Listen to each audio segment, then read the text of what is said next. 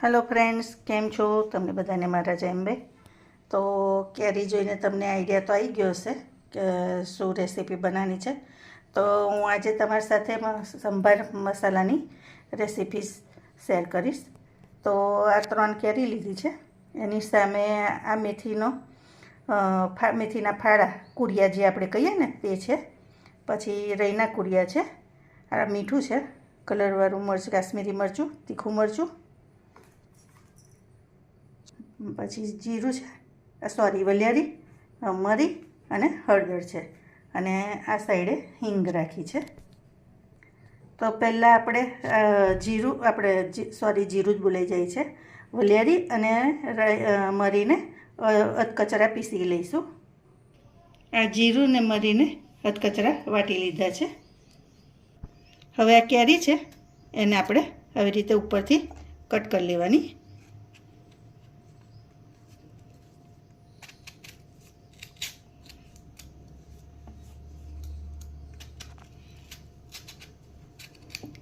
આવી રીતે આપણે ટુકડા કરી લઈશું.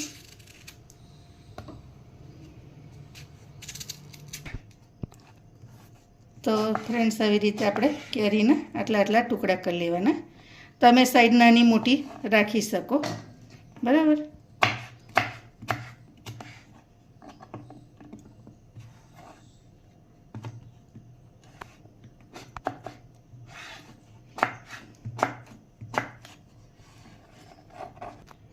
હવે આમાં હળદર એડ કરી દેવાની.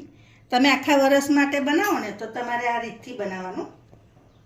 અને થોડુંક અડધી ચમચીથી થોડુંક વધારે મીઠું એડ કરી દેવાનું.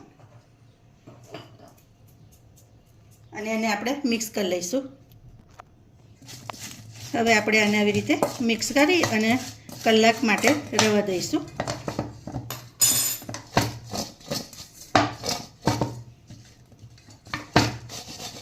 હવે આને આપણે ઢાંકીને રવા દઈશું. હવે આ મેથીના કોરિયા છે એ પહેલાં એડ કરી દેવાના અને આવી રીતે ખાડો કરી દેવાનો.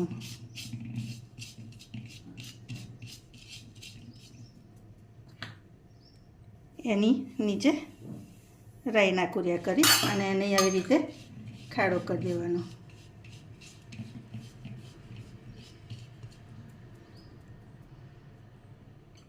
હવે આમાં હળદર એડ કરી દેવાની અને આ હિંગ એડ કરી દેવાની. અને આ જીરું ને મરીનો જે પાવડર હતો ને એ સાઈડ પર આપણે કરી દઈશું.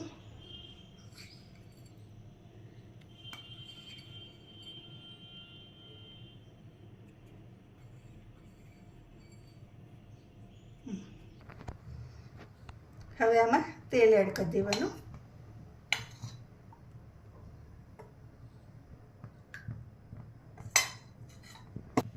હવે તેલ થઈ ગયું છે, એમાં 2 મરચાં એડ કરી દેવાના આવી રીતે.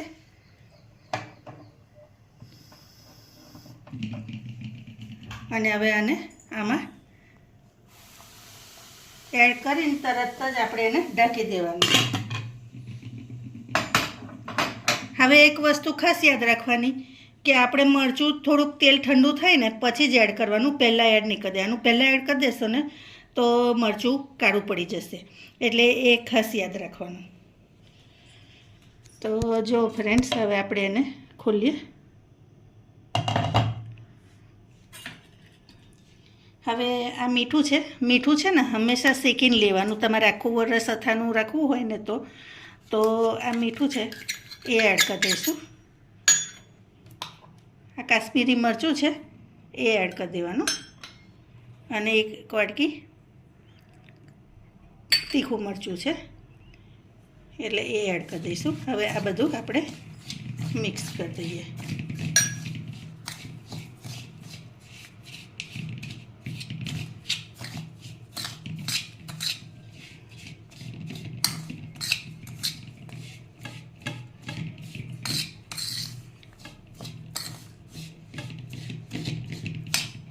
આમાં તમારે તેલની બહુ જરૂર ના પડે, તેલ ઓછું જ જોઈએ.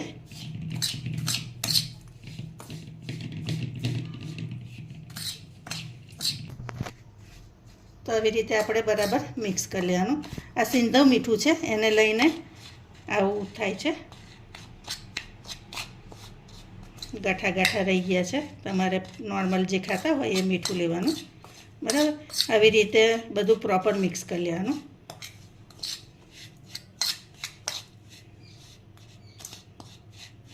હવે આને ઢાંકી અને આપણે એક દિવસ આવું જ રહેવા દેવાનું, બોટલમાં નહીં ભરવાનું, બરાબર. અને હિંગ બને ને ત્યાં સુધી તમે તાજી ફ્રેશ લેજો.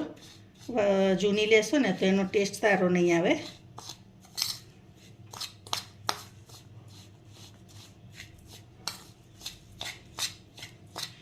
તો તમે માપ જોયું તો જેવું કે મેં 1 કપ મેથી લીધી હતી, મેથીના કુરિયા, તો એની સામે અડધો કપ રાઈના કુરિયા હતા.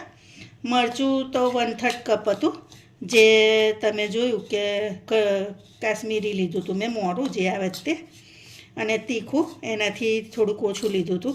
તીખું તમે કેવું કે તમને વધારે તીખું ગમતું હોય ને તો તમે એ પણ 1/3 કપ લઈ શકો. પછી મીઠું છે તો 60 ml જેટલું, એટલે 1/4 કપ જેવું લીધું હતું મેં.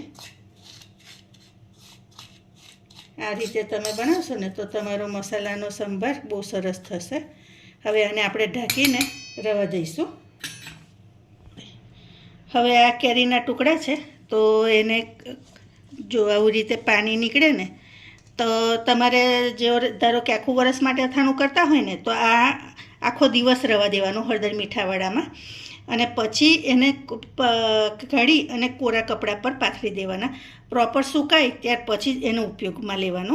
હવે આ તો મારે આખું વરસ નહીં, અત્યારે ખાવા માટે જ બનાવ્યું છે, એટલે હું હવે ખાલી 1 કલાક આને રાખ્યો અને હવે આને કોરું કરી લઈશ કપડા પર.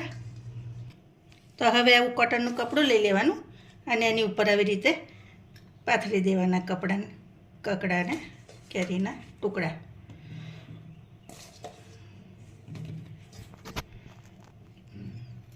અમે નાના હતા ને ફ્રેન્ડ્સ તો આવી રીતે અમારી મમ્મી બનાવતી ને તો આ થવાય નહોતા દેતા ને આવા ખાઈ જતા હતા. બહુ સરસ લાગે આવા હળદર મીઠાવાળા ટુકડા ખાવામાં. તમે કોઈ દી આવી રીતે ખાધા જ? મને કહેજો. હવેના છોકરાઓને તો આવું ઓછું ગમે, હે ને? તો જો આવી રીતે બધા કોરા થવા આપણે રાખી દઈશું. હવે આ પ્રોપર સુકાય ને ત્યાં સુધી આપણે આવા જ એને રાખવાના. તો જો ફ્રેન્ડ્સ, આપણો સંભાર સરસ તૈયાર થઈ ગયો છે. હવે આ કેરીના ટુકડા જે આપણે સૂકવ્યા હતા એ કોરા થઈ ગયા છે. આવી રીતે કોરા થઈ જવા જોઈએ. એમાં આપણે આ મસાલો એડ કરીશું. હવે આમાં કેરીના ટુકડામાં કેવું, તમારે સંભાર તમને વધારે ગમે તો તમારે વધારે એડ કરવાનું, અને ઓછા ગમે ને તો થોડાક ઓછા રાખવાના. આમાં સંભાર મસાલો તમારા પર છે, તમને વધારે ગમતો હોય ને તો તમારે વધારે એમાં એડ રાખવાનો. અને ચીરિયા વધારે ગમતા હોય આવી રીતના કેરીના ટુકડા તો પછી એ વધારે રાખવાનું. હવે આપણે આવી રીતે એને હું આખી રાત રવા દઈશ, અને આમાં તેલ અત્યારે નહીં એડ કરું, અને 1 દિવસ આવું જ રવા દેવાનું, અને પછી કાલે સવારે આમાં તેલ રેડી અને બરણીમાં ભરીશ. એટલે તમારે પણ આવું જ કરવાનું, બરાબર. અત્યારે આવું નવું જ આપણે રવા દઈશું, અને મીઠું થોડુંક હજુ ચીરિયાના ભાગનું આપણે એમાં એડ કરી દેવાનું. અને કયું એ ખાસ યાદ રાખજો કે તમારે મીઠું છે ને શેકીને જ લેવાનું, તો સારું રહે. તમારું અથાણું આખું વરસ એવું ને એવું જ રહેશે, બગડે જરાય નહીં. પહેલાં મને પણ અથાણાનો સંભાર ઘરે બનાવવાનો આવડતો નહોતો, તો આ રેસીપી મેં મારી ફ્રેન્ડ છે જે બરોડા જ રહે છે, જીગી કરીને છે, એની પાસેથી શીખી હતી. તો ત્યાર પછીનો મારો મસાલો બગડ્યો નહીં, સરસ જ રહે ને. આખું વરસ અથાણું પણ આવું નવું રહેશે તમારું. તો તમારે આ રીતથી બનાવવાનું, તો તમારું આખું વર્ષનું અથાણું બિલકુલ નહીં. તો ફ્રેન્ડ્સ, એક દિવસ આખી રાત રવા દીધું હતું. હવે જો તમને બતાવું તો આવી રીતે થઈ જાય પછી આપણે એને બોટલમાં ભરી દેવાનું. બોટલ હંમેશા તપાઈને લેવાની આવી રીતની.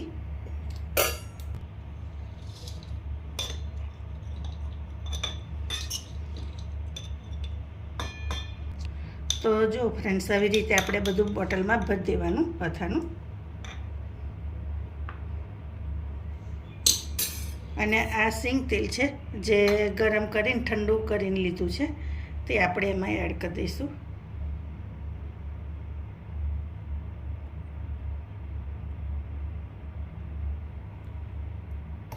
તો આવી રીતે ઉપર આવે ને ત્યાં સુધી આપણે ભરી દેવાનું.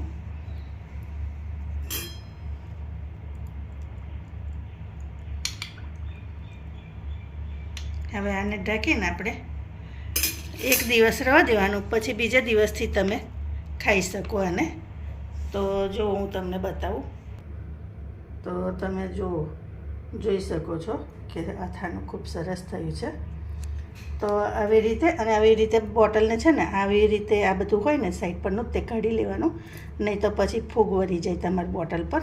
એટલે એકદમ ક્લીન કરી દેવાની બોટલને આવી રીતે અંદર બહારથી, અને પછી એને બંધ કરી દેવાની. તો તૈયાર છે આખા વરસ માટેનું અથાણું. તમારી રેસીપી કેવી લાગી ચોક્કસથી કહેજો. લાઈક, શેર, સબસ્ક્રાઈબ કરજો. Thank you.